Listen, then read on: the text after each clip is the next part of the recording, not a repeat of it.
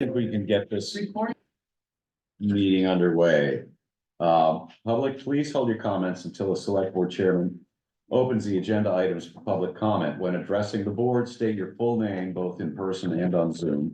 It is suggested that you enter your full name as your ID on Zoom. That being said, I would like to open this meeting to our first public hearing, March 18, 2024, town meeting proposed warrant articles for the appropriation of funds.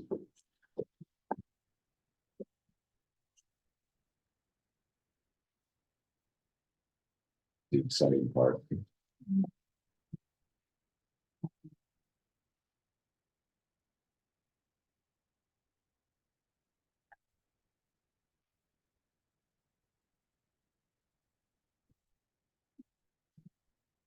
Yes, any comments on proposed warrant articles? Yes. I have a question about one of the warrant articles that was already been voted on by the selectmen, Mhm. and it was regarding the third party request. Okay.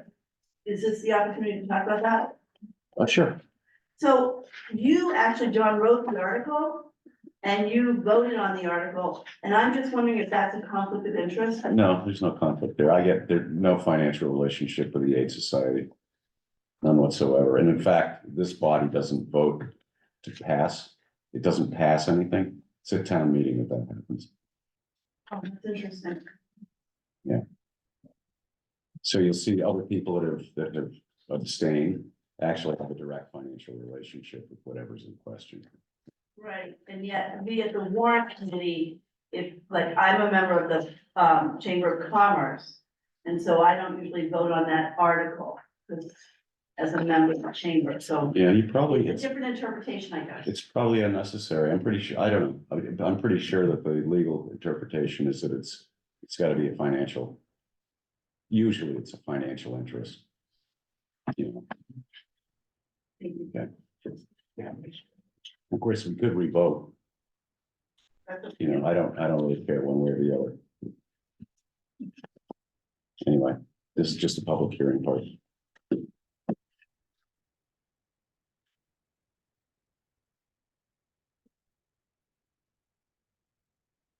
Okay, Move that we close the section A of the Yes. public meeting. thank you. Second. All in favor? Public hearing, part B, continued from 3/11/2024. Town meeting proposed warrant articles for ordinance amendments and ordinance.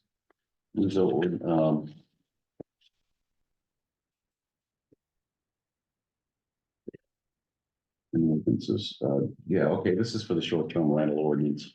Yeah, I don't know why it's not stated.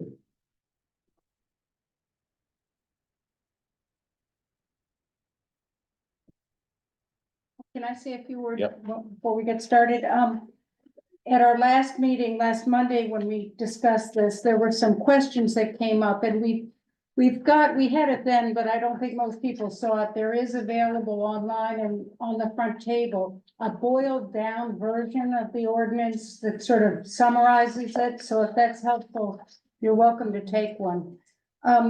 One of the questions that came up last week several times, which was answered by a member of the audience, was why we need this ordinance in the first place. And I just want to address that at the outset. Our year-round housing stock in our town has been eroded over the years, and it's had a negative effect on our community. People can't find any place to live and have to drive great distances to work in our town. Part of that is the proliferation of short-term and vacation rentals, but that's one of several factors that's causing this decrease of available homes for sale and long-term rents. At present, all short-term and vacation rentals are unregulated and unquantified, so we really don't know how many there are. We have an estimation. We need more housing built, and Luso committee is working hard to present ordinances to town meeting that can increase the number of homes we can have in our town. Because this current ordinance that we're discussing tonight is just a tool to help us get back in balance in our community. I think it can help to preserve what we all want, which is a vibrant, year-round, close-knit community. There are three classes. There was some confusion about how this works. There are three classes of rentals that we've outlined in the ordinance. Short-term rentals are defined as primary residence. If it's your primary residence where you live for half the year, and it's your legal address, you can have as many as you want on that property. Seasonal vacation rentals are homes that never could be used as year-round homes. They don't have, year-round septic, or they don't have insulation, they don't have the heat. And there too, there's no cap on the number there. The third classification is vacation rentals. And those are not primary residences. They're owned by someone who doesn't live in them as a primary residence, but they might live in somewhere else in town, or they might live in another state. There is a cap on the number we're proposing in this ordinance to allow. All properties, whether they're short-term, whatever kind they are, they would need to get a license, which would be renewable every year. Again, I will say there's no limit of the number of short-term rentals for at primary residences or seasonal vacation rentals. Vacation rentals would be capped at 10% of housing stock after the first year. The first year, 2025, there would be no cap. And that means that anybody who's currently renting any kind of short-term rental, whether they live there or not, whether they live in Tennessee, they can keep doing it as long as they get a license and renew the license every year. Inspection is not required. We expect people to self-regulate. So you come in, you get your license, you tell what kind of a rental it is, and that you have certain safety codes you're adhering to. There would only be an inspection if there was some problem reported. There was a very good comment by a member of the audience who suggested that we use the excess revenue from the rentals toward affordable housing, which kind of makes sense. But we looked into that, and our lawyer says we can't, because there's a law in Maine that says you can't charge more for a license than you can reasonably use for administrating and enforcing that license. So you can't have an excess. However, I will say that our town has supported and has it on again this year on the warrant to give money to the Island Housing Trust, whose mission it is to provide and support affordable housing in our town. So I hope that clears up some questions people had last time, and we'll answer any more that any of you have tonight. Can I also follow up one other thing two things that the seasonal rental, the addition of that category came from audiences asking Right. questions. What about?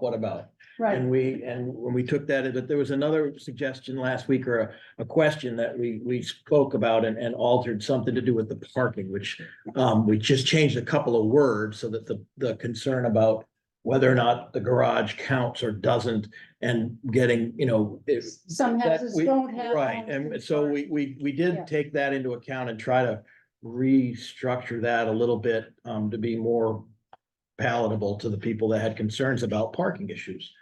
Those are the shifts since last week. Although, the seasonal rental wasn't one last week, but the parking Right. was.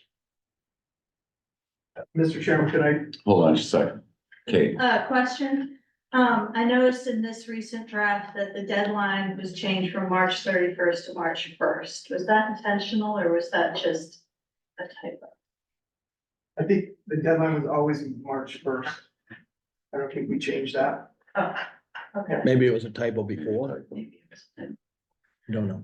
And my next question is, in determining the cap, I think I know the answer, I just wanna make sure the math is right. Let's say you've got 3,000 housing stock, I know it's not that much, but just because I can't do complicated numbers. And we've got 100 short-term rentals, 100 seasonal rentals, and 100 vacation rentals. Is the 10% gonna be out of the 100 out of the 3,000? Is that how you're Yes. determining that 10? Yes. Okay, Yes. it's not the No. combined out of 3,000. All right, that's what I thought. I just want to make sure. No, did you want to say something? Yeah, I just think it would be helpful to quickly run through, if everybody has a copy of the current draft, the things that we changed since the last meeting. And primarily, it's just to clarify some things that were confusing about the last, not confusing, but comments from the last version. So on the first page, in the draft, we have sort of two drafts of the ordinance, one that's the clean version that's gonna get voted on, and one is the marked up version, so that you'll see the underline in yellow is just what's changed since the last.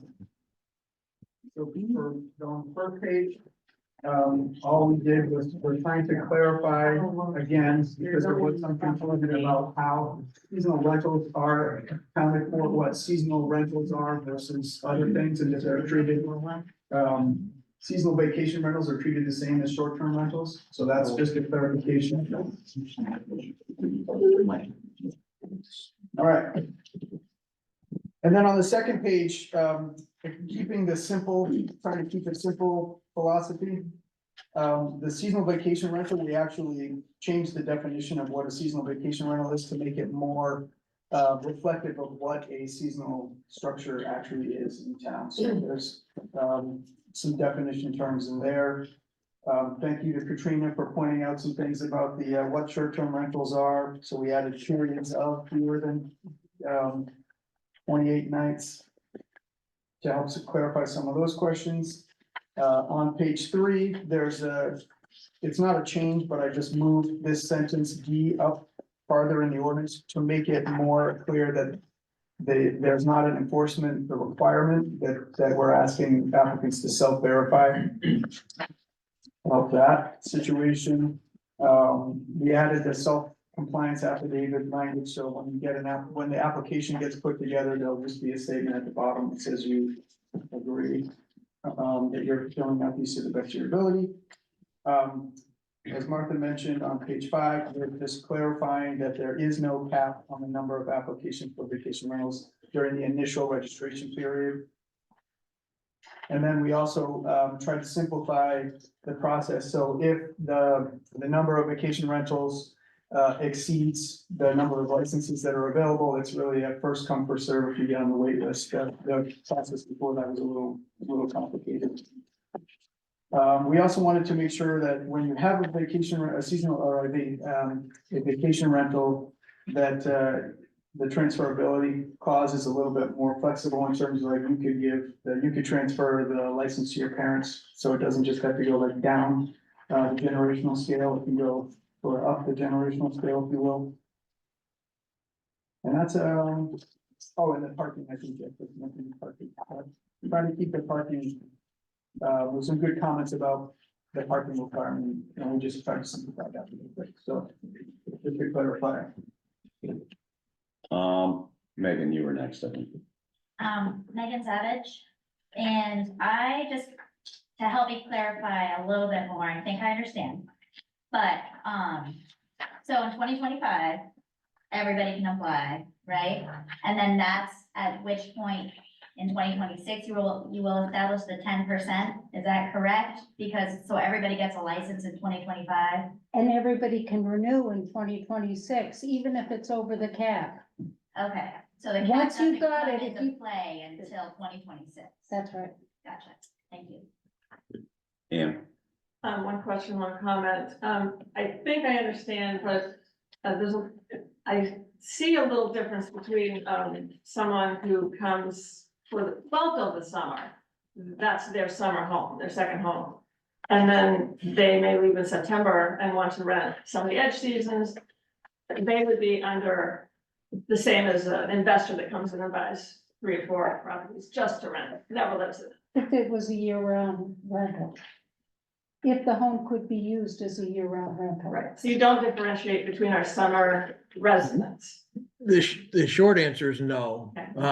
I mean, there, from the beginning last year, and we've been talking about this for a long time, but you know, we could have 12 different categories. And the short answer is no. If you don't call Mount Desert your home and you can't vote here, then that would be considered a vacation And they would rental. apply for- Even if it's a situation where a family, you know, a lot of people inherit homes that then they rent part-time so that they can continue to come here like they always have in the summer. Yeah.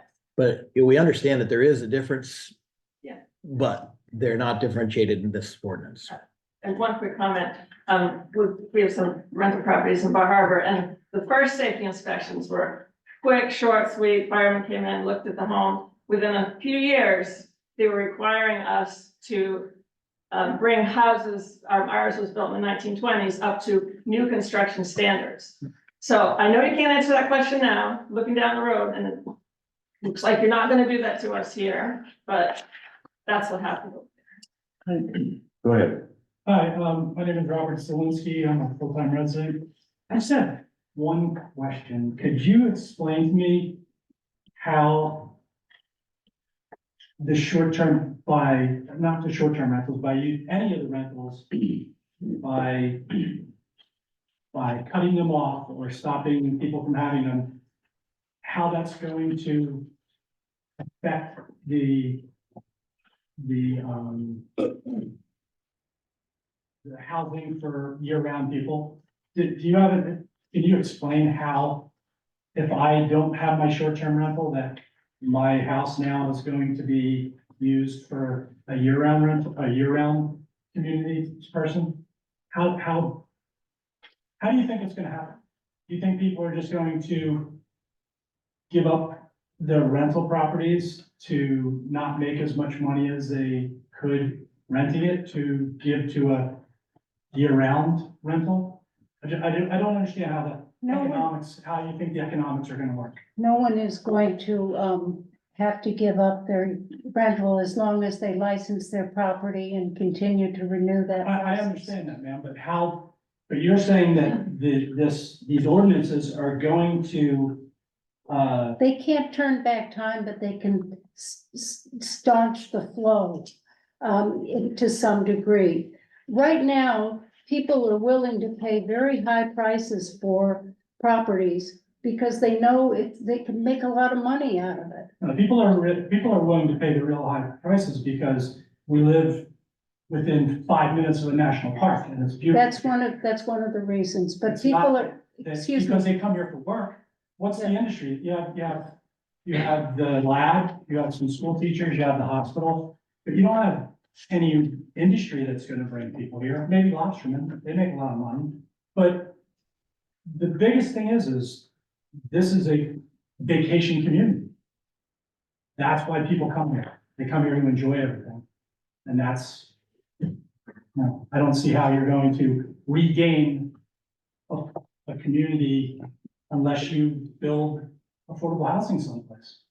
And it's not by getting rid of short-term rentals that you're gonna build affordable housing. That's a good point, but you're talking about an ordinance that hasn't been written yet. I understand that. but And that's a this is- discussion that probably is gonna be had many times in the future, but not for this particular public hearing. This is about this ordinance. I understand that, but this ordinance is not answering that call for affordable housing like the mission statement was. I'll just briefly, I understand what you're saying, that we're not assuming that people are gonna give up their vacation rental properties. But in theory, fewer of the existing residential properties will go on the market and be sold to people who never plan to live in them. So you're right, that we're not anticipating that people will suddenly decide to give up their. But do you think that the property value, the house value will go down? That, instead of the houses now, you can't find a house on the island $500,000. I don't know, but- Do you think it's gonna go down? And that people are gonna be like, I can afford that now, I can make a $250,000, mortgage. Because that's not gonna happen. People are not gonna sell their house for cheaper. Okay, I said what I needed to say. Katrina, go ahead. I have a question about the vacation rental licenses and the transferability. So I'm a licensed real estate broker and I do sales, but I also do rentals. And if I have a buyer who's looking to buy a home that has been a vacation rental because it wasn't a primary residence, and my buyer wants to close in September, but one of their contingencies is that they get the vacation rental license, how far in advance can they apply for that license? So that they know they have it for the following summer, so they can write leases. Was it for this first year? Didn't we decide that they could apply anytime between now and March Let's first? say, I'm talking 2 years from now. Well, if we're above the 2 years from cap, we now- wouldn't have that option. So that's my question. How far in advance can they apply to be on a wait list? When is the application gonna, because that would be a contingency of a closing. Well, it happened before the. But if you're already capped, how will we know how big the wait list is? Is the wait list gonna be a public wait list? Do you know how that wait list is gonna be handled? Sure, the wait list could be a public wait list. So if there were 12 people on the wait list, dollars to donuts, it wouldn't happen. But if there were 2, you might have a Are you chance. asking the town to decide? for I'm you asking as a the real- town, As a realtor, how you're gonna negotiate with the 2 people who are purchasing? no, I'm asking how far in advance they can apply for this license for the next year. It's already a licensed vacation rental. Right, so if it's already a licensed vacation rental. And the cap is already in place and the town is above the cap. And this house is within that cap because it's a, But unless you're transferring to a person who is underneath what is called a permitted transfer Mhm. section, then you wouldn't be able to tell that person that they can even get a license. So they wouldn't even be eligible to be on the wait, then they would go on the wait list as a first-time applicant. so Or they, it's really a first-come, first-served. so applicants for the wait list must be property owners, not potential property No, owners? you could be, if you wanna be a vacation rental and the town has already exceeded the cap, you could go get put on the wait list, if you're a vacation rental. Right, But not if you don't own the but property. you have If you to, own a property, and it's not your primary residence. Right, I and get it that. falls under the definition of vacation rental. If the town has already exceeded the cap, so we're beyond the initial registration cycle, and you're talking about something in the future, 2026. so I guess I go back to, and maybe I'm just not understanding it, but you can't apply for a license until you own property? Right, Okay.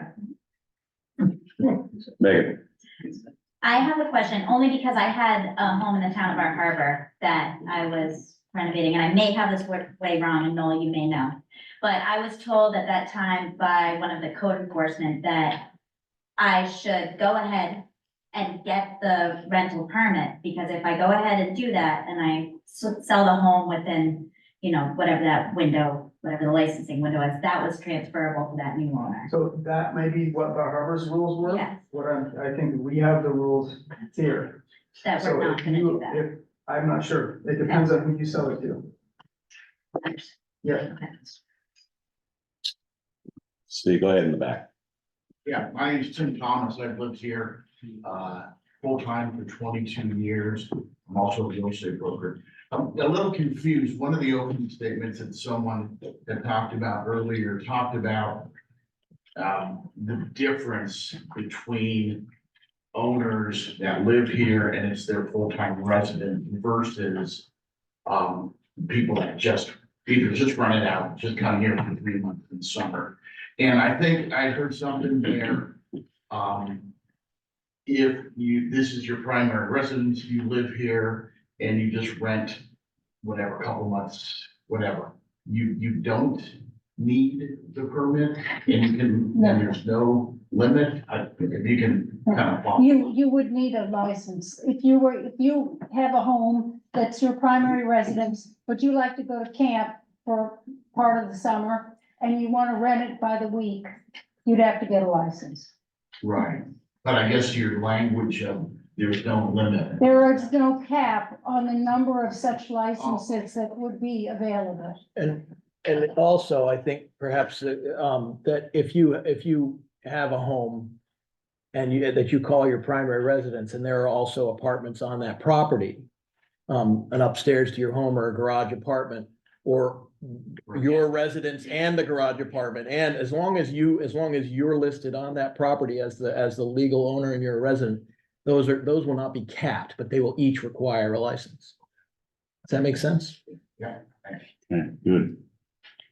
Greg Dalton, this has been really helpful, for the clarification, and Martha, thank you for that, clarification. One thing that I think to consider, I just envision we all want what Kathy Miller, espoused, in this meeting, but, I'm pleased that the town is looking at other ways to accomplish that, via, density, working with, 365 or IHT, because I can envision many of the residents, through that registration period might say, I just we're not renting in Mount Desert, we don't intend to, but we'll join that grandfathering and sign up just to protect that right. And then we haven't accomplished what we hope to do, because everybody just like, I'm gonna put myself in place just in case down the road, we have to sell the house or kids inherit it, whatever. So I'm pleased that we're looking at other ways to accomplish what we all want, because I still don't believe this is going to do much for the town.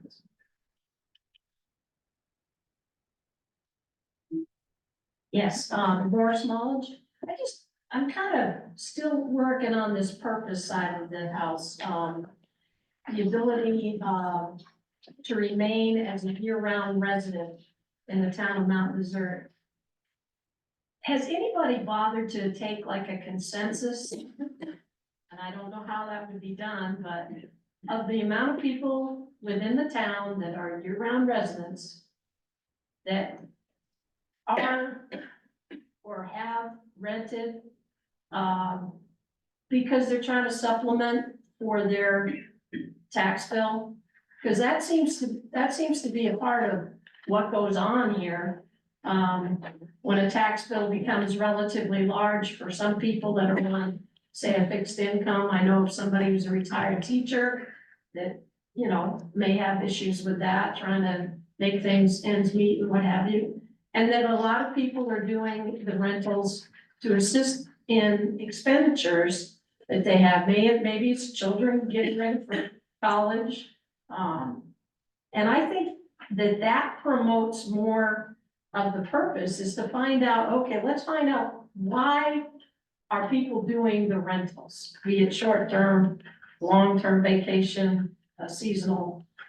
Why are they doing it? Because there has to, obviously it's a moneymaker, and I get that, but are they doing it too to supplement something that's happening within their own, life?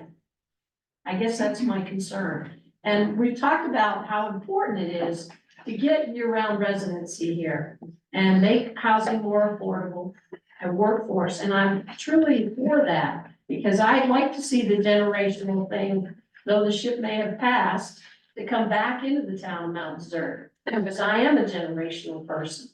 And I miss that. And I miss coming to Northeast Harbor and seeing that same thing. There's only a few families that have been able to sustain that generational thing. So my most important thing is we need to ensure that this purpose isn't undercutting, or not, and the purpose is the main reason that you need to find out if that's really what the entire situation is based upon, is, are we hurting the year-round resident by putting in this ordinance? I guess that's what I'm saying. We already have year-round people. Oh, we'd like to have more. But I'm just wondering if this might undercut that.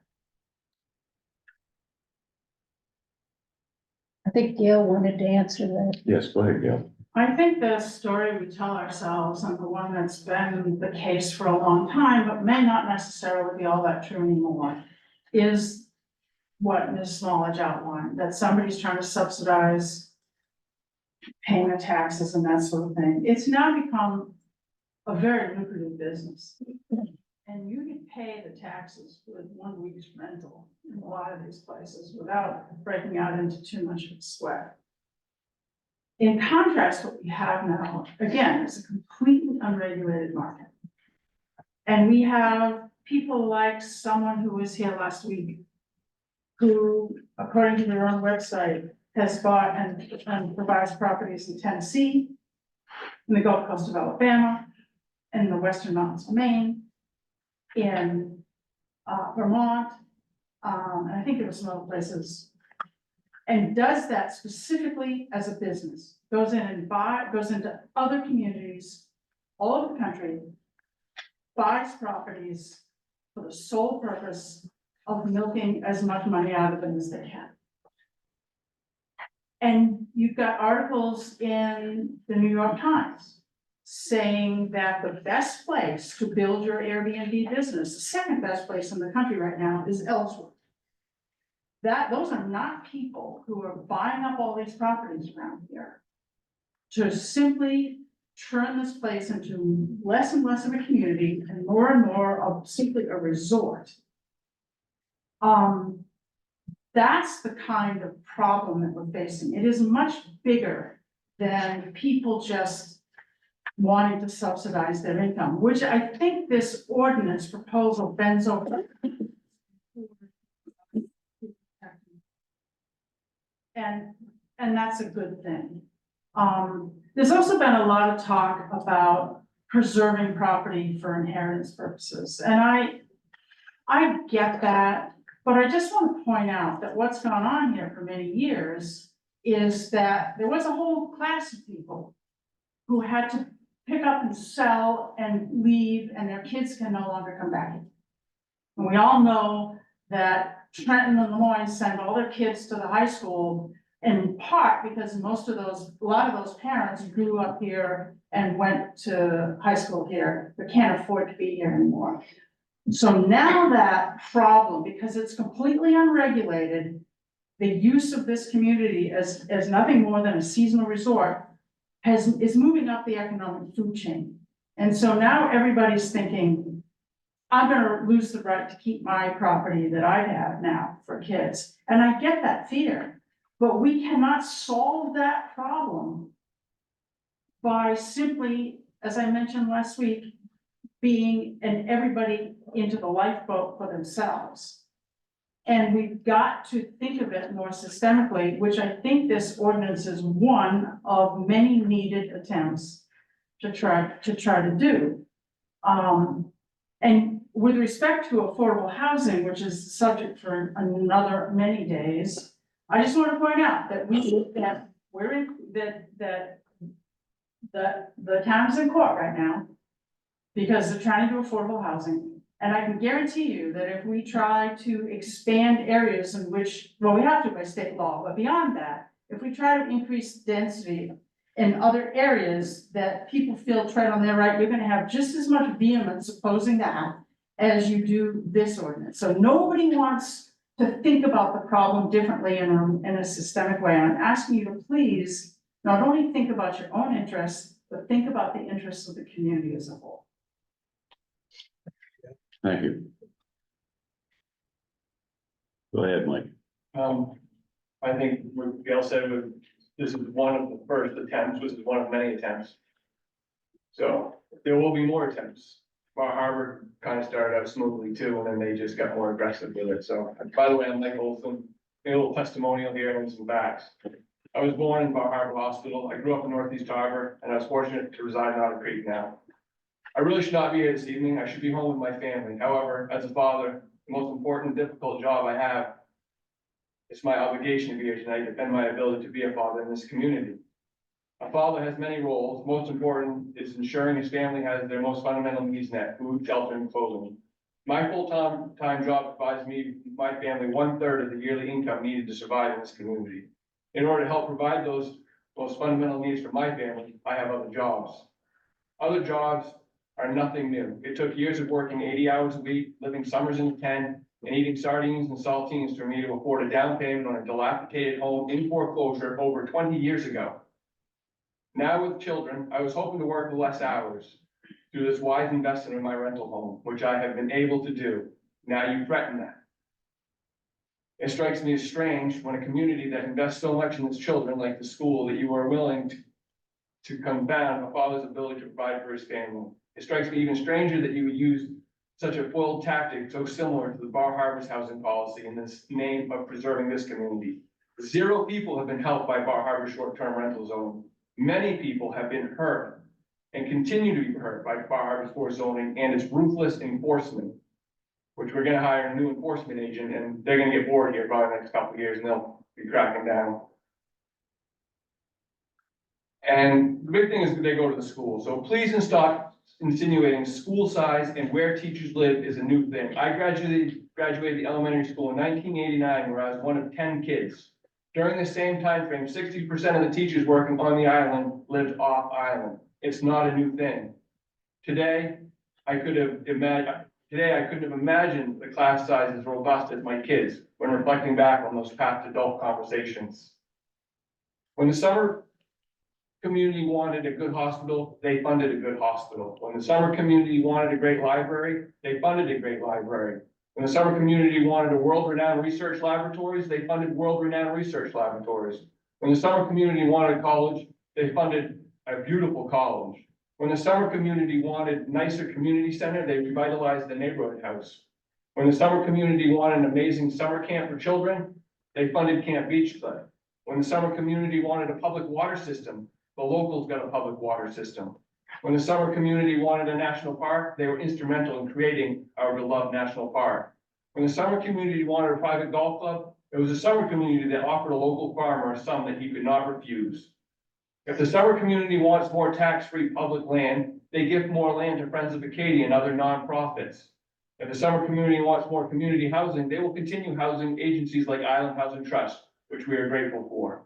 If affordable housing is going to be a thing, ultimately, it's going to be what the summer people want. They have the controlling stake in this market. I resent the patronization of the local working class by using zoning to come after people like me that have worked hard to be able to raise our families in this beautiful island.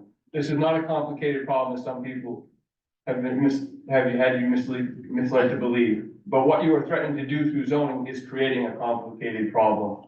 And I realized when you started out here, Martha, you went on about how you definitely smoothed the edges of what Bar Harbor was doing, but they were just looking for numbers when they first started it. And then it got cut deeper and deeper. And when they came with the code enforcement, and I needed to put $30,000 worth of electrical, I needed to put $15,000 furnace, and I needed to put another $30,000 worth of windows.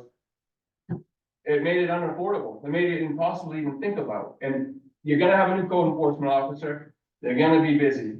And it might be a year, it might be 2025, 2026, but it's gonna be the end of the locals here. This is cutting deep.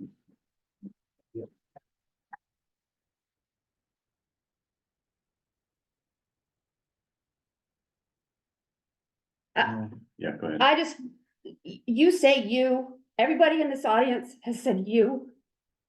You, like the people sitting at this table, do not assume, because I'm sitting behind this table, that I am 100% in support of this. I am one of those families, Gail. I am in the situation of making a very difficult situation of possibly selling a family home because I can't afford to live here. My children cannot afford to live here. My daughter is trying to find a place to live this summer so she can rent her home that she just inherited so she can pay the taxes and stuff. I think we need to do something for this community, but please do not sit in this audience and say you, because the community is going to vote this ordinance. It's going to warrant, it's going to town meeting. It will be us, not you. Thank you. Sorry, Wendy, I do appreciate your service for the town. Thank you.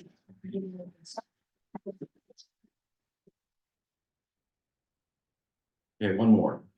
I I think one thing I just want to kind of get clear, I've, in my, only 22 years of being here in town and being a real estate broker, I've watched prices locally basically triple since I moved here. And I mean, if you put a 3-bedroom, 2-bath house on the market for 600,000-700,000, you got a line down the block trying to buy it. And I don't think in any way will this type of ordinance all of a sudden drive prices down to where workforce housing can afford it. The people that I work with, that come in here to the lab, they can afford a $250,000 home. That's it. Our $700,000-800,000 3-bedroom, 2-bath homes in Northeast Harbor, all of a sudden gonna go down to 250? That's not gonna happen. So I don't really think if one of your viewpoints or selling points is, well, if we enact something to regulate, summer rentals, well, that's gonna just help prices just go down to where workforce housing can just be affordable. And I don't see any way. I mean, there's communities all across the United States that are the most expensive and the least expensive and everywhere in between. We just happen to be in one of the most desirable East Coast, Northeast summer communities that half of the country would love to come to. And we just happen to have a drawing point. We have the national park, which is the second most attended national park, and we have all the state. So I really think, at some point, we just have to kind of look at, hey, we happen to live in a community that just happens to be one of the most desirable, at least summertime communities anywhere in the country. Okay, Bill. No, sorry, no. I'd like to agree with the gentleman that yes, prices are astronomical on our island. However, this ordinance is here to help us as one tiny tool in our toolbox to help stop it from, say, 5-10 years from now, a 3-bedroom, 2-bath house being $1.2 million, $3 million, so that somehow we're able to stop just this astronomical price increase in our community. And hopefully, at some point, maybe other people can afford housing. Maybe we can have, maybe we can have other tools to help us have a workforce community. However. All right, Tracy, thank you, Noah. Tracy Aberman. Hi there, I'm Tracy Aberman. I've now been with you guys on this for the last 18 months. And it feels to me like we're legislating to legislate. We're throwing spaghetti against the wall to see what sticks. You're supposed to be clearly defining the problem you want to solve and then presenting a plan that will solve the problem. Nothing that you have proposed will solve this problem. If the problem is in fact to help workforce housing. I don't really understand why we keep resurrecting this when it's so clear that the townspeople are not in support of this, that it feels like a violation of our privacy, of our homes, and our ability to survive. And Gail, I do want to respond. It's not just to pay the taxes, it's to prevent urban blight. I had to put a $30,000 roof on my house last year. Thank God I was able to rent my house, because otherwise you'd be seeing my roof shingles blow all over town, because I can't just afford to take $30,000 out of my pocket to fix my house. Landscaping, we support housekeepers, we support landscapers, there's so many good things that short-term rentals do for the community that seems to be completely overlooked. And that is the second part of creating an ordinance. You're supposed to be, and again, Wendy, I don't mean you, the town is supposed to be solving a problem that creates more harm than good. And you guys seem to be focused on just the price of houses and the lack of affordability, but you're not looking at anything else that short-term rentals do for our town. So to me, Rick Moores was quoted in the newspaper as saying he has yet to be convinced that there's a problem here that needs to be solved. I happen to agree with that statement. That would be my thesis on this proposal. So I'm against this. I've been against it for the 18 months. I did want to put my 2 cents in for this meeting, and I hope it was quiet enough for you, Martha.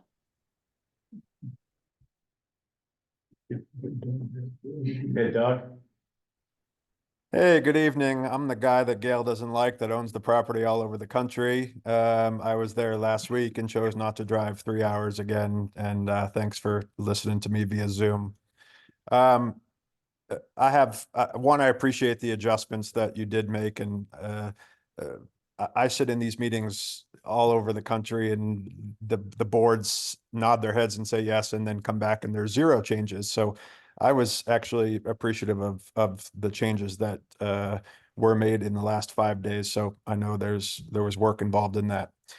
To be clear, Gail made a comment about unregulated. And I don't think anybody here is saying that we don't want to know how many short-term rentals there are and to register short-term rentals. Being a fan of registering short-term rentals is something everybody for life safety should be a fan of. I have nothing against registering short-term rentals. Where we get into is this, which the board, just from a vibe perspective, doesn't seem to be willing to change the cap number or willing to consider this cap, the change in the cap, because I do know that that wasn't changed. I guess a question is, where is the cap coming from other than our neighboring Bar Harbor? What town are we looking at when we created the 10% cap to say 10% is the number, and yes, the cap will solve the problem we're trying to solve? Could you address that? No.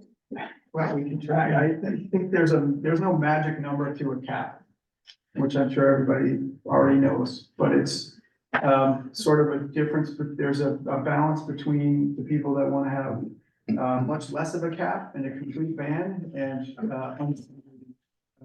situation. So the cap was was a number that we tried to look at other communities that are doing some caps and make some adjustments.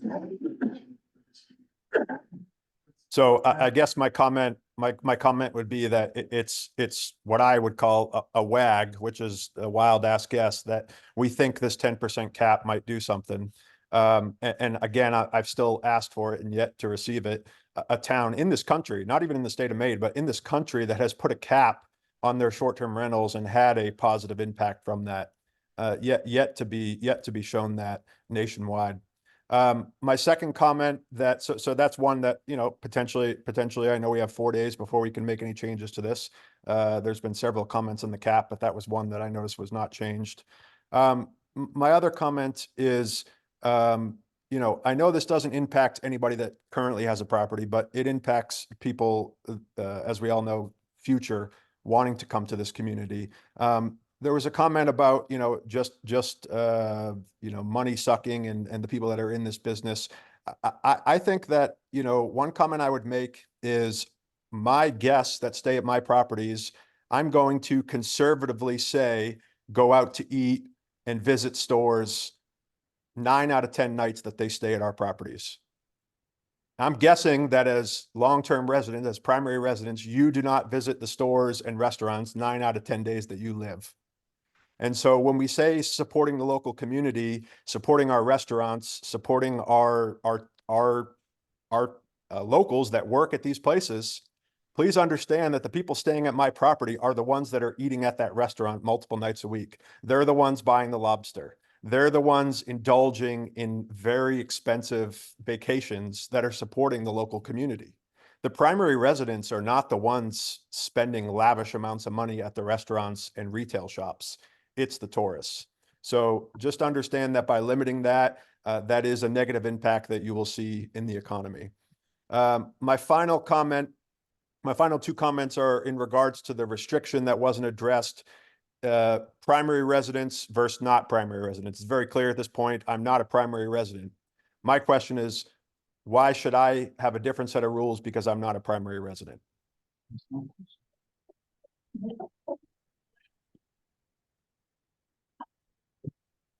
Do we have an answer for that? The question was why the way that the ordinance is structured is to acknowledge the traditional use of people's primary residence to do vacation rentals. And the way that this ordinance was created was to try to protect a tradition that we've had in this town for many years. I'd say, Where Frank, people who live here have always rented their homes out to help pay the taxes and cover their expenses. I understand that, and I don't disagree with that. I guess my comment would be that a primary resident, the guest quality and the renter quality, there is no difference in, because I'm not a primary residence, I'm going to have rowdier guests, produce more issues, etc. So this is not an I statement. This is anybody who is speaking for anybody who is not a primary resident. I believe it's borderline illegal, and I would love to find, I don't have support of that, which is why I'll say borderline. But I don't believe it is appropriate that because I'm not a primary resident, because somebody is not a primary resident, that we should have different restrictions. I said it last week and I'll say it again. I believe you should have one category, which is you rent your property on a short-term basis, and everybody follows the same rules. Because to me, it is unconstitutional that because somebody has a primary residence there, they are treated any differently. I will say it again. The quality of the guest is no different. The type of guest is no different. And that is my third thing that I would consider that you change. My final comment, and I'll end it here, is there was no change to the occupancy number. The occupancy number was 2 + 2, meaning 2 per bedroom plus 2. I'm curious as to why that was not considered, and more importantly, how is that going to be monitored? If I can, I'll make, just to clarify, that whether if you're a resident of Mount Desert and you own a second property, you're exactly in the same boat as yourself, who doesn't reside here in Mount Desert. So it wasn't differentiating because of where you hang your hat and where you vote. It was more about the try to stem the tide of homes vanishing from people who plan to live here. So that's the understanding I have of why it was significant to differentiate. I mean, there were certainly some who would like to differentiate between an out-of-state investor and a local resident who wants to buy homes. And we would agree with you.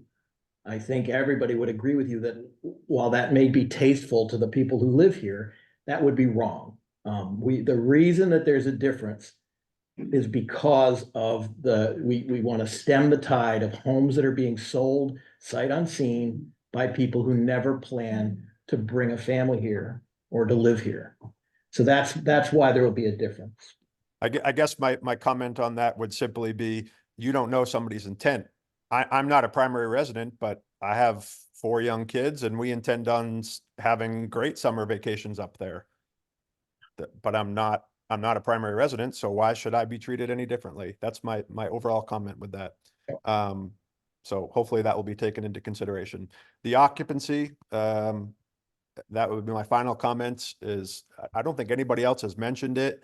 And I just get nervous that is an item in the ordinance that, if passed, will be overlooked, and people might run into issues if it's strictly enforced, because the occupancy of two per bedroom plus 2, what are we considering a bedroom? Is a living room that has legal egress but a bed in it a bedroom? How are we enforcing this? I'm not looking to stick 16 people in a 500 square foot house, but where is this coming from? How is it being enforced, and how does this fix anything? Okay, thank you. That's a lot of questions. Sabina, go ahead. Great, appreciate it. Sabina. Nobody answered my question. Yeah, she's muted. I'm still muted. They'll need to unmute.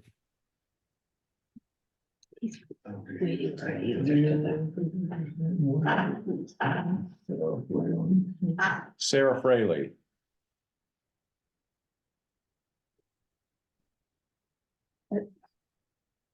Okay. Go ahead, Gail. With regard to the occupancy, Alan Kimberly kind of touched on one aspect of this last week. When we talked about, it's not just, it's about the people who live here now also. And who are seeing their neighborhoods all around them turned into accommodations for transient vacationers. And when you live in a house and suddenly cars with many, many people show up, that's gonna be an entirely different vibe than that vacation house than it would be if it were a year-round resident next to you or across the street. So that's a concern that a lot of people have too. How do we maintain the quality of life that we do have here? And I guess I would just ask people in general to do a thought experiment. What happens if we do nothing on this subject? What happens 10 years from now to this community if we don't make any attempt to try to stem the tide of, because it's a whole different ballgame that we're confronting here. What happens if we don't do anything? Then usness goes away. Okay, I've been watching this for 30 years and I don't often open my mouth up here because sometimes I can't stop. I'm either all on or all off. But I've lived here for 30 years in Otter Creek and I've seen the whole town just getting darker and darker in the winter. That's the bottom line. That's self-evident. We're trying to figure out what's going on. Okay, we're trying to figure out what's going on. We are not going to know what's going on unless we look into it. This is one step. As I said last year, when we pulled this from the warrant, this is the first step. Okay, there are some pretty draconian steps that could come after this if we keep getting pushback on this, if this town does, because I won't be here by then. But if this town keeps getting pushbacks and there are enough us's here, okay, then we're gonna start seeing changes in the way we actually zone things, and things that are zoned residential may become commercial. And that's gonna be a whole different can of worms. Okay, but I'll tell you, the self-evident part, you walk up and anybody in this room that can look me in the face and say that this community has not changed in the last 15 years, 10 years. Come on. I think. I was given a figure, someone who called me said that in 2023, there had been a 35% increase in the number of short-term rentals over the prior year. Maybe that's because our taxes have gone up 40% in the last 2 years. Yeah. No. Yes, in the back.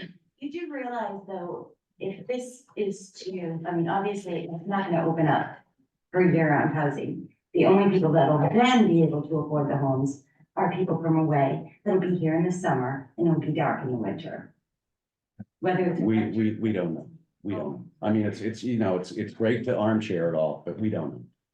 If they need to get a permit, they're not gonna be able to afford to buy the house. If a new person coming in buying does not have the same opportunity, because they're not grandfathered in, to rent part of their whatever, to offset some expenses, you're not gonna have the year-round people coming in. If they were gonna be a primary resident, though, they could. There's no limit on the number of primary residents that can have these licenses. Yeah, somebody with his hand up. Go ahead. Joe Renault, I could empathize with all the comments tonight and appreciate them all. It seems to me, and I may be misunderstanding, it seems to me that the idea is to stem the tide, as has been said, of losing year-round housing. I get that part, that's what it is. I understand the vacation rentals aspect of it, doesn't mean I agree or disagree, but it seems to make sense to me. I'm sure I'm missing something completely, and I apologize if I am. The part that I don't understand is why there's a requirement for the short-term rentals license and the seasonal rentals license. If there is no cap, I'm just a little concerned, I think maybe Mike's alluded to it, is that if we include these properties in this, they're gonna fall under this ordinance, and then there's gonna be future regulation. The part I'm missing is why are those properties even in this ordinance.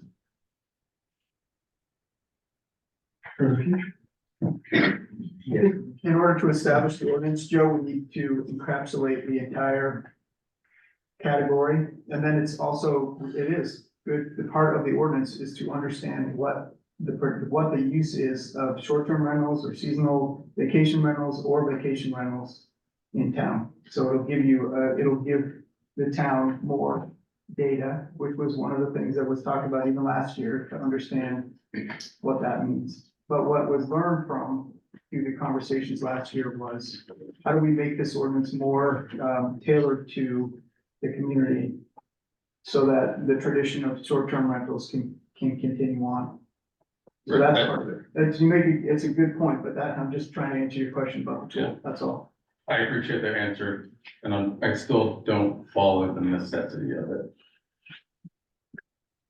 They don't seem to be part of the problem. I don't think, maybe they are. But in the conversation tonight, that hasn't been mentioned as part of the problem. It's the vacation rental that seems to be the problem. So maybe we could start with that aspect of it. But certainly leave out the short-term rental. If that's your primary home, you're only leave for 28 days, that's not part of the housing problem. In my opinion.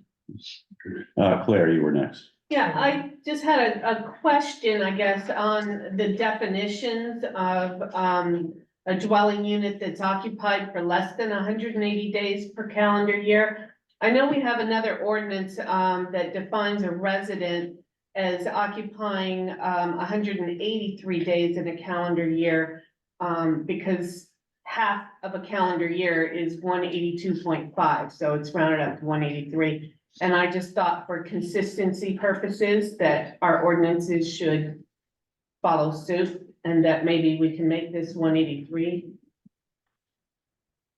Well, I'm not sure what ordinance that is, Claire. It's the harbor ordinance. Yes, it is 183. I thought the state just changed the rule to 181, didn't they? I don't know. What's the state tax on this? I thought they just changed that, but I'm not, I don't know. Yeah. I think it will. Something to look into for sure. It went from 180 to 183, that's what big things. I mean, I guess the intent was to make sure that whatever requirement was that which would have you filing taxes and voting as a resident, but again, that's out of my. No, I think it's for seasonal residents is what she's talking about, right? Yeah, that the Seasonal. I understand that, but to qualify as a primary residence, I thought we were using the same as the tax. Qualify as a primary residence, it's whatever the tax, whatever Okay. you would for tax purposes. For a Okay. seasonal residence is what I think Claire is saying is, the harbor ordinance was just changed to 183 days. Okay. Define a seasonal resident Yes. for the purposes of moorings. Yeah, so we picked 180 days because was the season. So when we made the switch over the past 5 days to try to be more mindful of what other people were saying about the ordinance, to be more clear what a seasonal vacation rental is. That seasonal vacation rental was a seasonal structure. The first definition we had in there, I think, was pretty burdensome in order for somebody to try to do that, and we've tried to make it more simple. Okay. Could it have been 183 days? Sure.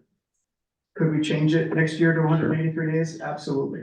This is a living, an ordinance is a living document. Yeah. So they could change that by the will of the voters. So, yeah. It could be changed by special town meeting. Yeah. And it could change a number of ways. Go ahead, Noah. I'm here to John's question, about is it an issue, in our short-term rentals? Or that, this is just like, we're only having one category with this. But we want to make sure that we know what we have. We don't know if it's an issue, we don't know how many are being rented. So like knowing how many are short-term rentals, knowing how many are seasonal, knowing how many are vacation rentals, that helps the town as a whole kind of picture what it looks like out here. Yeah, I respect. My question is, do we have to have an ordinance to figure that out? I guess that's my question. Do we have to have an ordinance to figure that out? And do we need $250 to know that? Yeah, I mean, I think we still are relying on a little bit of self-reported, right? Because it's the honor and trust system. So then we get into exactly what Mike and everybody else was talking about, of now we need more enforcement because we don't know if everybody's reporting. And that just, I'm 100% on board for something. I have 3 children in this community. I'm a Southwest Harbor girl. I live here now. I mean, 1,000,000%. I'm on board, but I think that I would need some more information to feel good about this because, and as I said last week, I fall into the short-term rental, so it really truly doesn't fully affect me right now. But if my kids have a great career somewhere else and they want to keep the home, well, then what are they supposed to do? Or say there's 3 of them, who knows what they're gonna do? Someone might not have a job at all. I don't know, but to have an opportunity to stay here, I just feel like I think it needs some more thought on the long term and I feel like we have to look at the end. Okay, when we're gonna deal with the housing and we want more people here, we want more lights. Hello, trick or treating sucks. We have to go to Echelon, right? Like, that's not fun at all. But, what are the jobs that people are coming for, right? As someone else said, we've got a few professions here between the lab, the boatyards, the hospital, etc. And what I do, I mean, I'm fortunate enough that I figured it out, through trades, and I think there's a lot of us like that. But so what is going to bring people here unless you have an entrepreneurial spirit and can figure it out? We're working in tourism, which now we're gonna cap it. So it's a chicken or egg situation, I feel like. And I think that we need to have more of the and before we say, well, this is going to give us information. Well, sure, but maybe we're just creating more regulation for us that could hurt my family 10 years down the road. Well, this doesn't create any of that, but I will say that This one we doesn't, need, but the future ones. we That's- don't know what's gonna happen in the future, okay? And all these things can be undone if they're horribly wrong and they don't work out. But what I do want to point out is that there is a population of people that's been, we've been ignoring, and that is the folks that are between the ages of 60 and say 90. They own their own homes, they have fixed income, and the taxes are going up. Property values are going up. Anybody in the trades can tell you, my plumber's doubled his hourly rate over the last 5 years. Their way of life is getting shoved aside. Okay, that's part of the us. It's a big part of the us because this is one old state. Now, I drove here earlier today, or on my way to Southwest, and there are people already from out-of-state plates calling Cadillac. It's the middle of March. We need to really think about what we want our quality of life to be. And if we get stuck in discussions over an ordinance that's just asking you to register your rental, we're screwed. Go ahead, Kate. Is there any concern that there will be a rush for people to register their rentals just so they get them on the books, even though they're not actually renting their houses? And then all of a sudden our stats are kind of skewed. And I'll follow that up by saying, if you guys remove the caps, that's not likely to happen. You'll have a better picture of what's actually happening. You'll remove the fear and you'll have your picture and you can deal with figuring it out later. Honestly, I think this ordinance would pass if you didn't have the caps. It's the caps. But no, I realize that. But it's promising a cap later, and, I understand, I completely agree with that, but, that seems to be the sticking point. And if really what you're trying to do is get a picture so we can solve a problem, if you, with the caps in there, I think it's gonna be a gold rush for everybody to get their stake in there, even though they don't plan on renting till 5 years down the road after the kids have gone to college. There may be it's human nature. Yeah, I'm sure it's there human will be. nature. But, our hope is that people will take this seriously and do the right thing. Yeah. I mean, I totally agree with that. And one other Who is that? Who is that? Yeah. there somebody else? Whatever that is. Sounds like. If you're not speaking on Zoom, could you mute yourself, please? I actually want to answer her question because I have some facts. I thought it was him. Oh, Who is that? Yeah, oh, yeah. Lincoln. Yeah. I like it. I'm like you, John. I tend not to speak up, but I am a summer resident. I don't vote in town, but to her question, Bar Harbor went through this. Bar Harbor in the first year in 2021, when they registered, they had 740 registrants. And all sorts of people decided to register because they didn't know what was going to happen. They said, what for only $250, I might as well register. So the high point in Bar Harbor was 740. Today it's 642. So over the last 3 years, that gold rush has subsided because a lot of people realized that they panicked and they didn't need to register.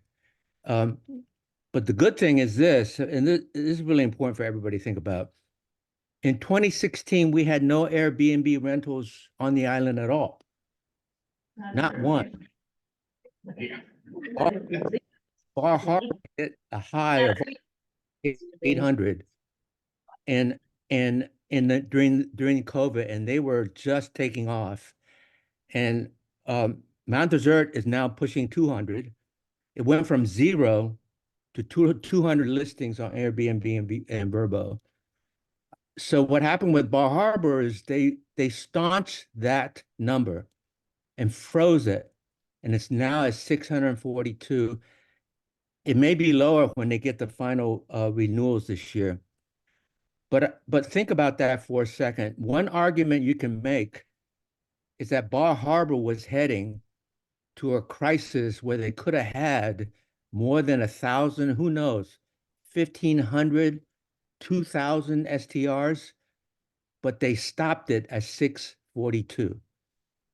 One of the benefits of doing this license is I think you're going to get a spike. I don't know what that number is. I'm going to guess you're going to be around 300 to 400 if you license this. In a couple of years, it's going to subside. But the good news is you've staunched it. It's not in Mount Desert. It's not going to go to 500. It's not going to go to 700. If it goes to 500 to 700, you have lost this community. And to the gentleman who came here and started his business, I applaud you for stuffing all the restaurants and stores with your clients. That's one reason after coming here for 40 years, I don't go to those restaurants and stores. And I think a lot of locals avoid the village like the plague. And that's the community that we have. After coming here for 40 years, my quality of life, like John said, I'm a hermit in my seasonal house. It's a bunker. And that's true for a lot of summer people here. Okay, Wendy. I would just like to take this opportunity to thank everybody. I think the one thing I can say about we is we have listened. The last couple of weeks, there were some changes. So thank you, and I would like to make a motion to close this public hearing. Sabina has one more. I really would like to speak if I could. Sorry, we called on you earlier and you didn't reply, so I thought you weren't there. No, I apologize. I was having trouble with the mute button. Good evening, everyone. I'm having a little trouble with Zoom 101. I can't show my face at the moment. I am a summer resident for 40 years, store owner for 20. I'm the antique dealer when you come into Northeast. I appreciate everyone's concern and perspectives. I do echo a number of sentiments that have been said tonight. And I do talk to the majority of my clients that come in annually, whether they're renting, buying. I'm particularly sensitive to the topic because, as Kate knows, I was her loyal customer for 25 years, renting after losing a house due to divorce And I recently bought a house in the last 4 years and also have a garage apartment rental that I am attempting to gain a little bit of income from to help pay my taxes. I agree with all of those that have pointed out how important it is for many of us, whether year-round or summer, to be able to continue to maintain those rentals if it helps us function and be on the island, whether it's year-round or to be able to have a summer home. I think there are a number of factors that have gotten us here.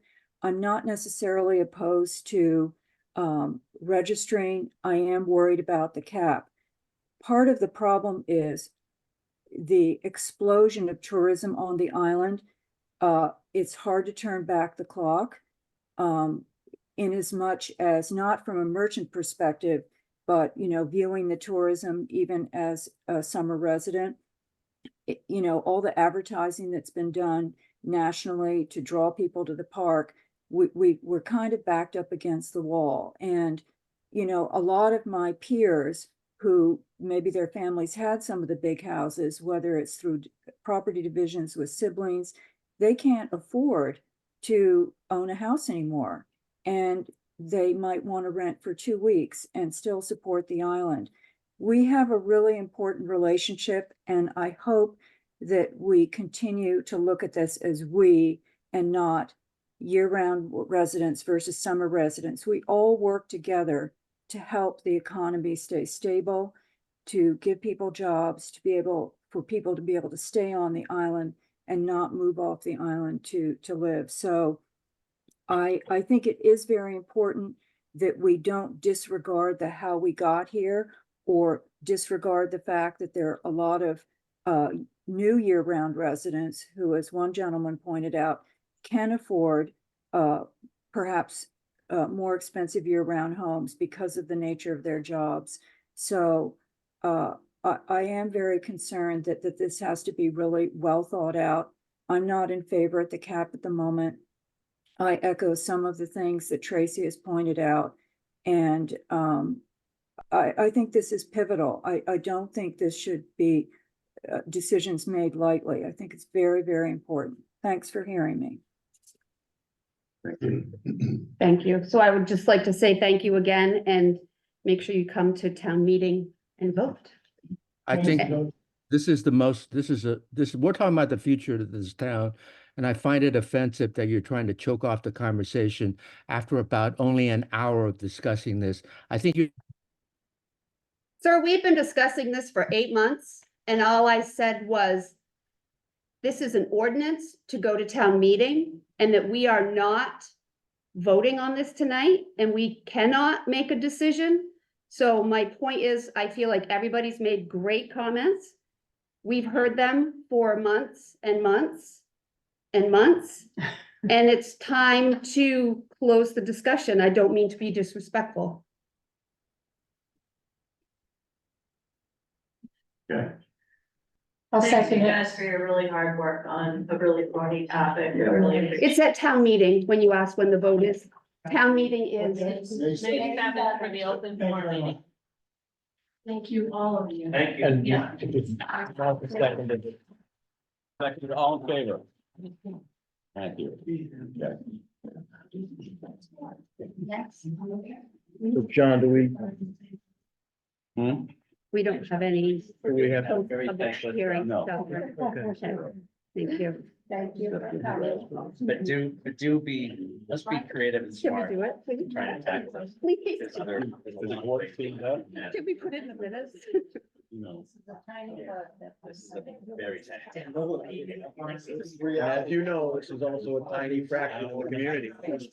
Yeah. With a vested interest. Yeah. 6.5. So.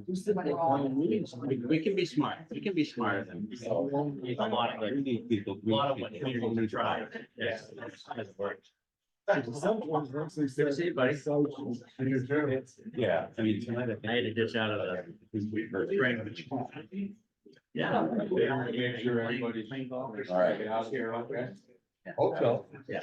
I heard you pulled a hamstring or something. Playing with, yeah, Tony and Jeremy and. Well, that'll do it. And, like, somebody just picked me in the cat. Yeah. What was that? Coaching again, baseball.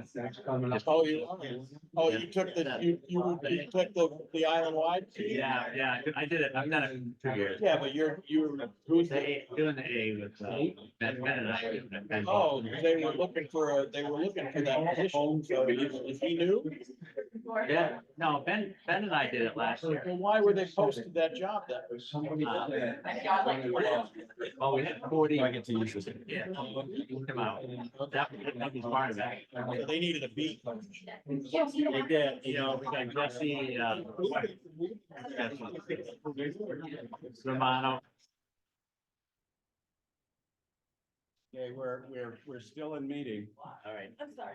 we're out of here. See you guys. Okay, minutes, approval of minutes from February 26, 2024. Move approval. Second. All in favor? Approval of minutes from March 4, 2024. Move approval. Second. All in favor? No appointments, recognitions, or resignations.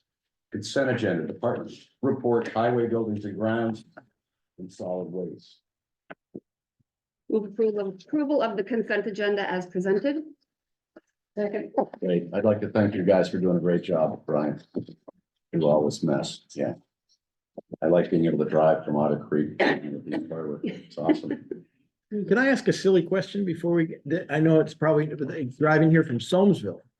It seems like every time I drive, there's a new, pretty large sized tree leaning hard on wires that I'm sure are not your responsibility, but is that, Yes, those are the ones. what is the 198, right? deal with that? I wish I could tell you, it's just, yeah. Consolidated? They have been called about it multiple times. I'm assuming that lots of other people have called. Oh my God, there's Scary. dozens of, just Crews. almost to the ground. Okay. And it isn't anything that we. It looks like they cut them purposely and lean them. Almost. And then, Every time I go by, I'm just. yeah, it's really, yeah. And then apparently there, do you happen to know what why Versant is shutting down power for the backside of the island, including Soamesville on Wednesday? Is that to change the wires over to? Probably, I think it's related to it. Okay. It's a little bit different, so 9 o'clock to 10 o'clock. Unless the weather, then it'll be the next day. Okay. That's what I figured, but they didn't tell us anything. Transformers that are down at the end of, okay, I'm liking on the road that goes into the wastewater treatment plant. Parker Farm Road. Okay. Right across from Parker Farm Road, there's a set of Okay. transformers. They're switching them over to be on the transformers that are in Town Hill. Oh, okay. The power is gonna get switched over. It just. Because they didn't tell residents anything. They just said, this is what's happening. They didn't say why. So, okay, thank you. Can you tell me why my internet is out? No. Those are consolidated wires? Because I don't even know. I've been told. Spectrum. Yeah, there's no electricity in them or that would have been fixed. Because a couple people, and I'm like, Yeah. I assume there's no electricity, but Have them call consolidated. okay. That's why consolidated rates are a little lower than everybody else. Oh, okay, well, that's It worse. doesn't work. Awesome. Okay, Thank you. okay, let's, Sorry okay. about that. Consent agenda. I have a motion and a second. All in favor? Okay. Any select board reports? Unfinished business. Amendment of public space special event permit 15/2023. Garden Club of Mount Desert, Tracy Coombs, Seal Harbor Village Green, Saturday, July 27, 2024, 10 a.m. to 4 p.m. Move a minute. Second. All in favor? Yeah. Withdrawal of the public space permit 16/2023 for the Sustainability Committee, sports equipment swap. Move approval. Second. All in favor? Withdrawal of the public space permit 17/2023 for the Sustainability Committee's tool swap. Move approval. Second. All in favor? Did we get a withdrawal of the Friends of Acadia public space? We didn't get we got a letter from, yeah. Yeah, that was service was the withdrawal. Oh, okay. Okay, thank you. It just wasn't made public. Right, because somebody asked me about it today and I said that it's not coming here. Didn't go in the consent agenda. I thought it went in the consent agenda. Pretty sure it did. Oh, Yeah, I think it did, but Oh. these are withdrawal and reapplication at the same time, oh, okay, sorry. okay? Well, Item, Are they, because they're gonna do it at the library, do they need, I guess I missed, oh, I'm sorry, yeah, no, you're right, yeah, yeah, they're just withdrawing, yeah. because they're gonna do it up at the library. Right, that's why It's probably a better place, I just missed Yeah. that and a couple people have asked, so. yeah. All right, item D, review and approve the rejection of bids for construction of sidewalks in Soamesville. So I told you I wanted to have a little bit more time to Yeah, check into it, and investigate this, and I have done that, and my initial reaction was to reject the bid. It was a single bid, and with only one bid, it's hard to make a comparison to understand whether or not you're really getting appropriate value on that bid. And we did also have another sidewalk bid at the same time, but in a different location at Seal Harbor. So I did a little more investigating and did further comparison, so I feel more confident in the bid that we got. I also worked with our consultant and with the contractor to get some reassurance that we were getting an appropriate and fair bid, and that the work was going to be done to the town standards and to the design specifications. I also did a little bit of digging into some references of people that have worked with that particular contractor previously, and I feel confident in this bid at this time. And so I want to revise it to what I provided in my memo. Instead of rejecting the bid, that I recommend accepting the bid from Gardner Concrete in the amount of $748,690, contingent upon approval of funding at the 2024 annual town meeting. And the board of authorized public works director on behalf of town to enter into a contract with Gardner Concrete for the completion of the project. More complicated than rejection. okay, so we would vote on this in the positive and then vote it down and then vote for that change. Yeah, I think Under it's, new I think, business. oh, yeah, it's a different one. I guess if we wanted to, we can do that two-step process. Well, right? it'd be cleaner, I think, get rid of Yeah. one. that's right. So I would move that we review and approve the rejection of bids as originally recommended. And I will second that. Good. Okay, so this is a vote to approve the rejection. Yes, correct. Okay, all in favor? What? We We don't don't want want to all approve the rejection. This is. Yeah, you do want I to. thought we wanted to approve the rejection No, of, because he changed his No, we don't changed his want to mind. approve the rejection. We're moving We it don't and need we're it. voting it down, and then we're gonna make a new motion to approve the all right, acceptance. okay. Sorry. I'll just tell. the All in clerk to do favor? it. All in favor? All opposed? Okay. Okay, now it's good. Okay, And that would be a motion. so now I would make a motion that we approve the bid as presented by Mr. Henkel and contingent on voting at the May town meeting for the funding. And And the authorization. and the authorization. Thank you. Second. All in favor? Thank you. All right, thank you. It's a little exciting. New business, request to authorize a public space special event application of the neighborhood house for annual Memorial Day barbecue. Move it. Second. All in favor? Sorry, did you get that, Heidi? No. Hold on a second. I'm sorry, motion and second. 9A, Martha moved, Jeff second, seconded. 5-0. Okay. Review and approve the acceptance of a bid from CNC Lynch of Excavation LLC for sidewalk improvements in Seal Harbor in the amount of $491,647 contingent upon approving of funding at the 2024 annual town meeting. Move approval. Second. All in favor? Can I just ask clarifying question? This doesn't include any of the storm damage. That's completely separate. It does not. The warrant that's funding this does. Okay, So there's three components. Three components. Yeah, there's four components in that warrant that are all funded. It's all having to do with sidewalks. One component is the storm damage from basically the entry at the beach yep, towards the west. okay, It's listed in the warrant. okay, Yeah, thank you. it's described. Okay, perfect. Okay, so all in favor? Review of final votes and sign warrant for May 6th and 7th, 2024 annual town meeting vote, Article 22.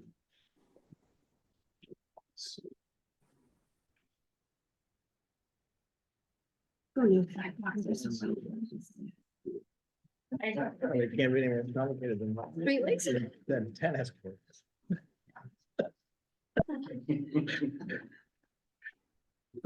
22. Did you guys notice any that I might have missed, because I was not feeling well at all Friday when I did this? Feel free to vote. We're counting on you.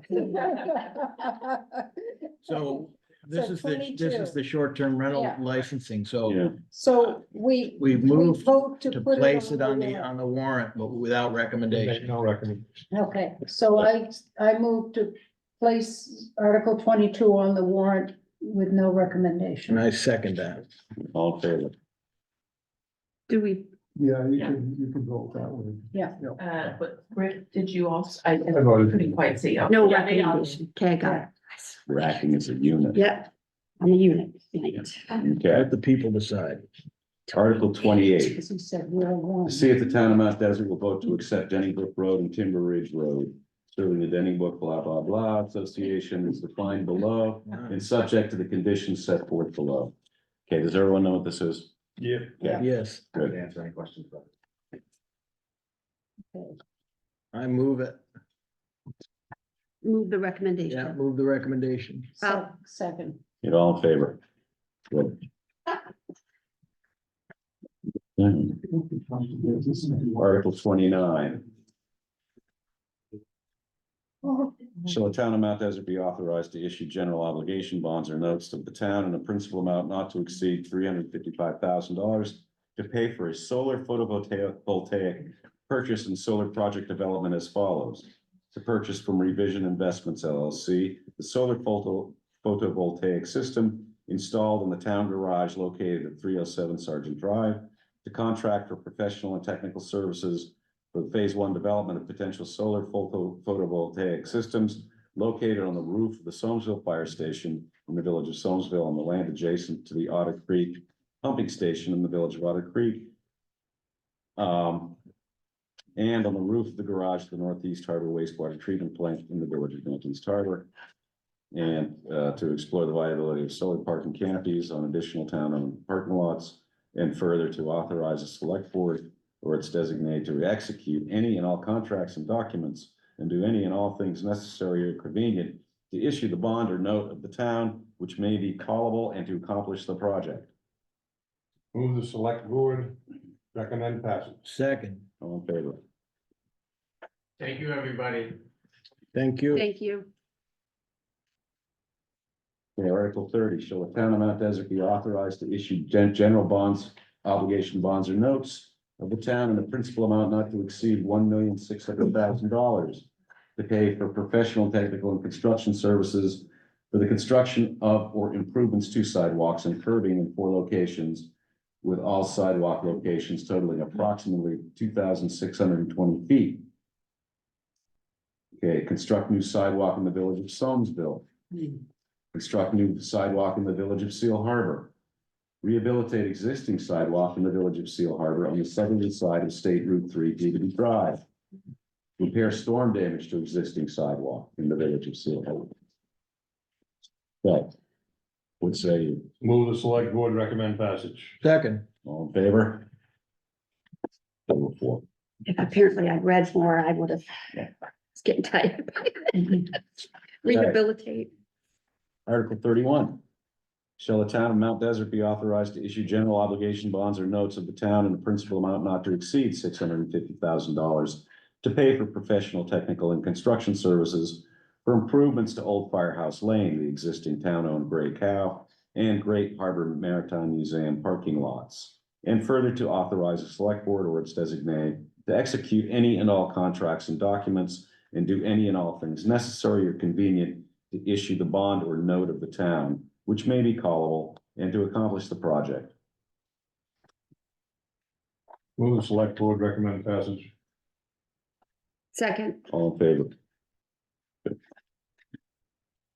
Article 32, shall the town of Mount Desert be authorized to issue general obligation bonds or notes of the town in a principal amount not to exceed $240,000 to pay for professional and technical services, including but not necessarily limited to sanitary sewer line inspection and cleaning, smoke and dye testing, basement inspections, topographical survey, materials testing and design, and further to authorize the select board or its designee to execute any and all contracts and documents and do any and all things necessary or convenient to issue the bond or note of the town which may be callable and to accomplish the project as described below.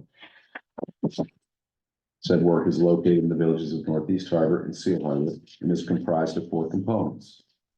Assessment of the gravity sanitary sewer collection system that flows to C Street pump station. Okay, the design and rehabilitation of C Street from its intersection with Main Street to its intersection with Harbor Drive. Design of the rehabilitation of Summit Road from its intersection with Stanley Lane to approximately 3 Summit Road. And lastly, the design of improvements to the gravity sanitary sewer collection system along Jordan Pond Road from its intersection with Stanley Brook Road to its intersection with Wetland Way. God. All right. Move the select board recommend passage. Second. All in favor?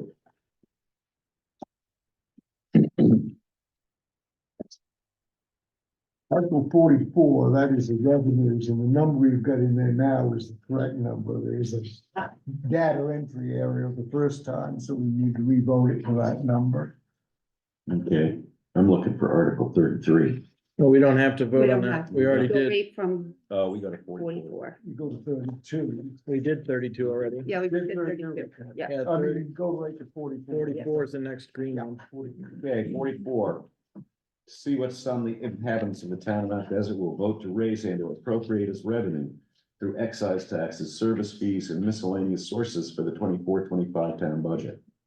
Move the select board recommend passage in the amount of $2,509,664. Second. All in favor? Right. One question before you get to 59. Do you remember which article was the overdraft or did that still need to be voted? Did I miss that one? Let's see. That was Article 45, and it's in black. Okay, so Say they that it was recommended. did vote it, okay, And warrant, oh yeah, not warrant it yet. right, okay. I believe that was on last meeting. Maybe you did it, I think you did it, the meeting I wasn't here for, because of the election, Yes. before, okay. Sorry, just Just wanna make sure you voted everything. Okay. Article 59, to see if the inhabitants of the town of Mount Desert will vote to increase the property tax levy limit by $443,576. Move the select board recommend passage. Second. All in favor? All right. Any other business? Treasurer's warrants, approval and signature, town invoice AP 2457 in the amount of $597,429.94. Move approval and signature. Second. All in favor? Approve and sign state fees and payroll benefits, AP 2455, AP 2456, and town payroll PR 2422 in the amount of $279,273.69. Move approval. Second. All in favor? One abstention, please. Acknowledgement, school invoices, AP 9, AP 10, and school payroll PR 19 in the amount of $275,247.94. Move acknowledgement. Second. All in favor? Okay, motion for adjournment. So moved. Second. All in favor? Thank you. Appreciate your longevity.